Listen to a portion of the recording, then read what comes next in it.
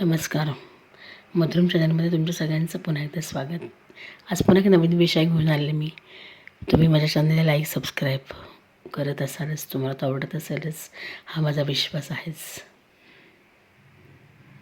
आता एक वेगळा विषय मी घेऊन आले. मनामध्ये सहज विचार आला की नुकतीच आपण दिवाळी साजरी केली, तरी पौर्णिमा झाली, आणि व्रत वैकल्य सगळं करत आलो, पण ज्या घरामध्ये आपण करतो ते घर म्हणजे काय?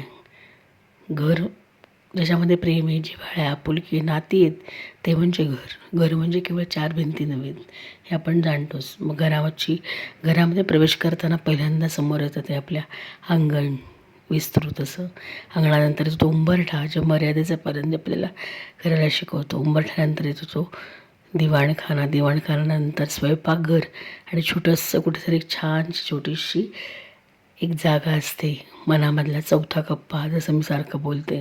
तर हा एक घराचं एक पवित्र ठिकाण, तर ते म्हणजे देव्हारा. तर या देव्हाऱ्याविषयी थोडंसं आज बोलूया का असं वाटलं की मग देवघर म्हणायचं की देव्हारा, असा पुन्हा प्रश्न आहेच. मग देवासाठी आपण नक्की काय म्हणूयात, देवघर की देव्हारा? देवघरातील देवाकडे बघताना मनातील देव्हारा जागृत होऊन देवघराचा देव्हारा होतो, असं मी म्हणते. बघा, आपल्या घरामध्ये पुन्हा छोटंसं एक देवाचं घर असतं, त्याला आपण देवघर म्हणतो. पण मग देवांसाठी आपण नक्की काय म्हणूयात, देवघर की देव्हारा?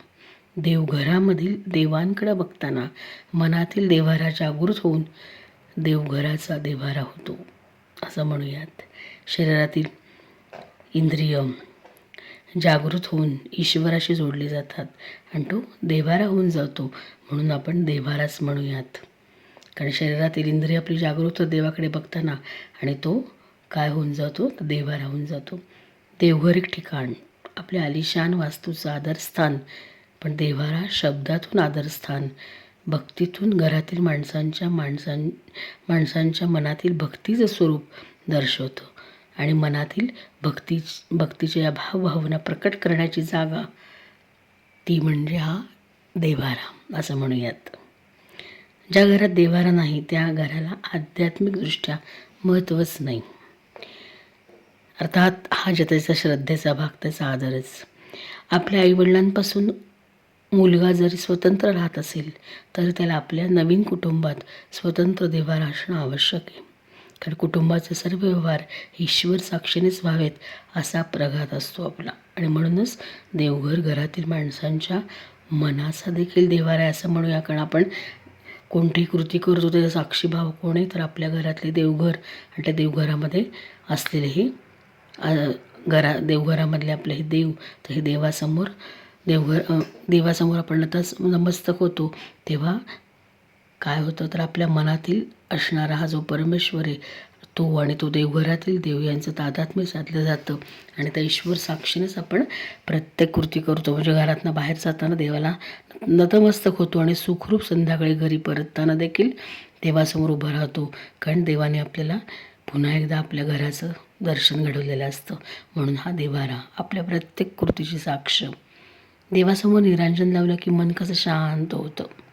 घरात दिवे असतातच, पण निरांजनातून मिळणारा सात्विक प्रकाश आपल्याला अधिक आनंद देणारा ठरतो.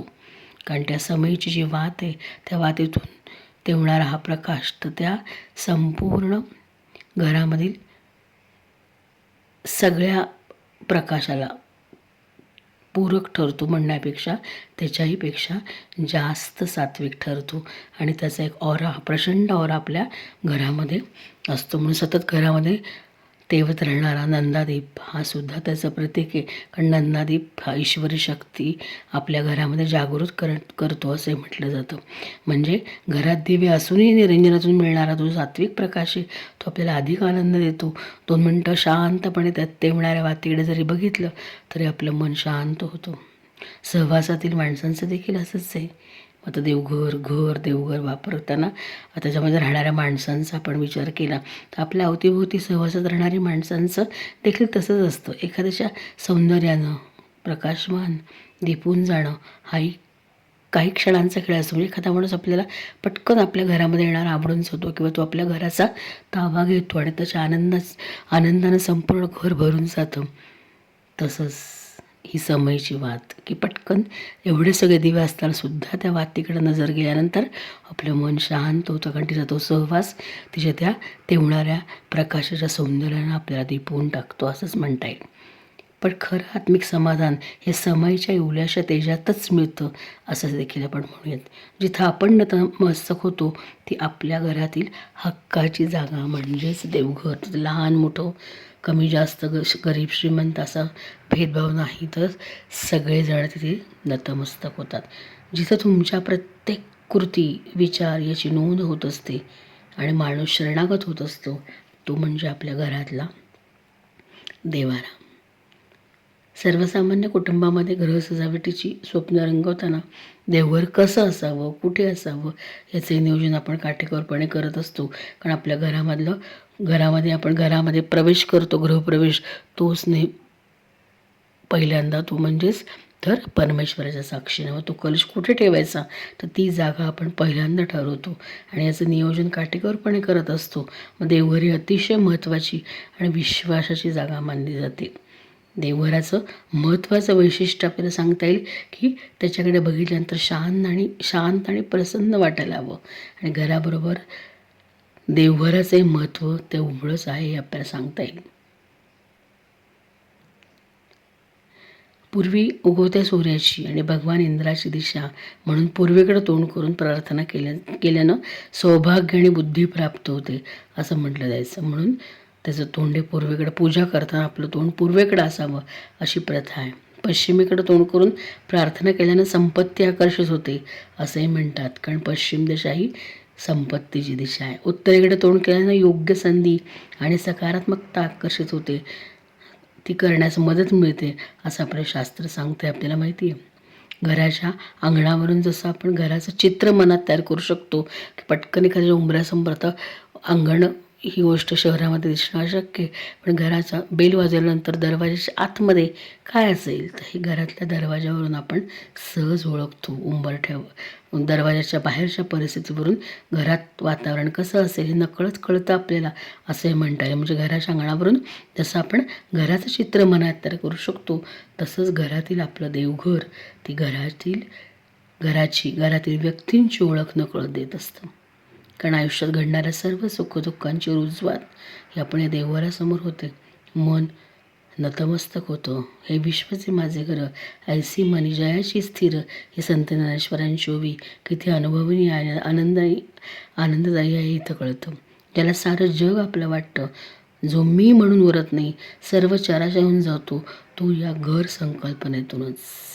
आणि मी स्वतःपुरता मर्यादित न राहता विश्वा एवढा विशाल होण्याचा विचार देतं हे आपलं देवघर.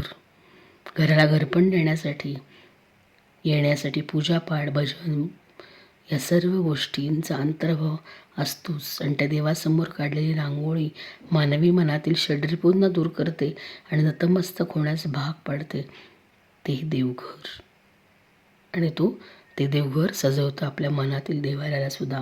अनंत काळापासून चालत आलेली आपली संस्कृती, राहणीमान बदलली किंवा राहण्याच्या जागेत जरी फरक पडला तरी पूर्वी आणि आता आणि इथून पुढेही प्रत्येकाच्या मनात कायम अढळ स्थान राहील असं देवघर. आपल्या संस्कृतीचा वारसा घराघरातील मनामनावर कायम अधिराज्य ठेवेल, आपली जागा चिरंतन ठेवेल हे नक्की. कारण घराच्या आकाराचा परिणाम मनातील आणि घरातील या देवघरावर नव्हे, देवारावर कधी दिसणार नाही.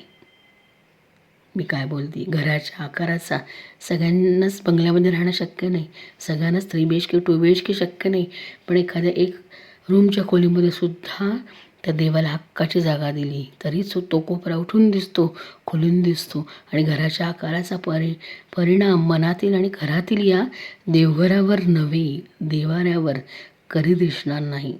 कारण मनाच्या कप्प्यामध्ये या देवाऱ्याचं स्थान सगळ्यांच्याच, तो कोणाही असो, तर ते कसं असतं, आढळ असतं.